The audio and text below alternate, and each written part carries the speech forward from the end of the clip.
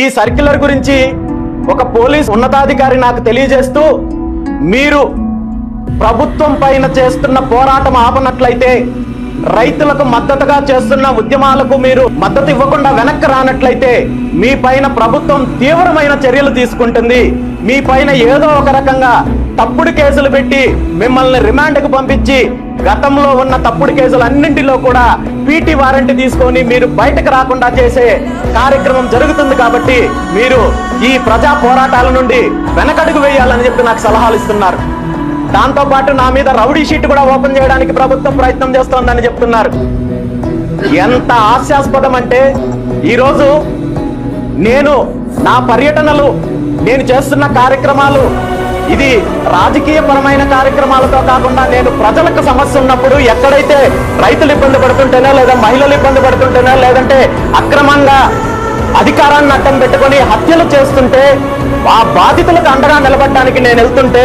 నా పర్యటనలను అడ్డుకోవడానికి, లేదంటే నా మూమెంట్స్ ఆపడం కోసము ఈరోజు ఇలాంటి నీచమైన కార్యక్రమాలు చేయడానికి పోలీస్ వ్యవస్థ దిగజారుతోందంటే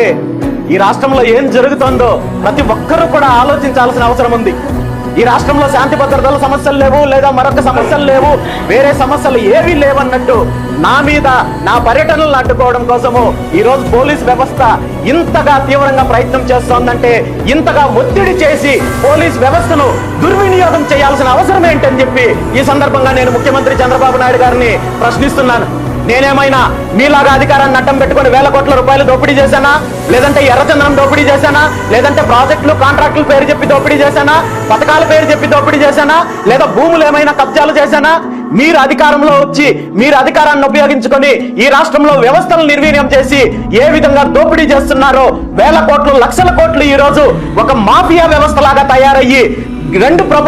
పార్టీలు ఈ రాష్ట్రాన్ని సర్వనాశనం చేసింది మీరు. ఈ రాష్ట్రంలో అధికారంలోకి రావడానికి ఏదైతే హామీలు ఇచ్చారో ఆ హామీలను నిలబెట్టుకునే ప్రయత్నం చేయకుండా మీరు కేవలము దోపిడీ చేస్తూ మీరు చేస్తున్న తప్పులని ఎత్తి చూపించినందుకు ఈ విధంగా పోలీసుల ద్వారా, తప్పుడు కేసుల ద్వారా, అక్రమ కేసుల ద్వారా నన్ను నిలువరించాలనో, లేదంటే నన్ను భయపెట్టించాలనే ప్రయత్నం చేస్తే అది ఎప్పటికీ జరగదని చెప్పి ఈ సందర్భంగా ముఖ్యమంత్రి చంద్రబాబు నాయుడు గారికి తెలియజేస్తున్నాను.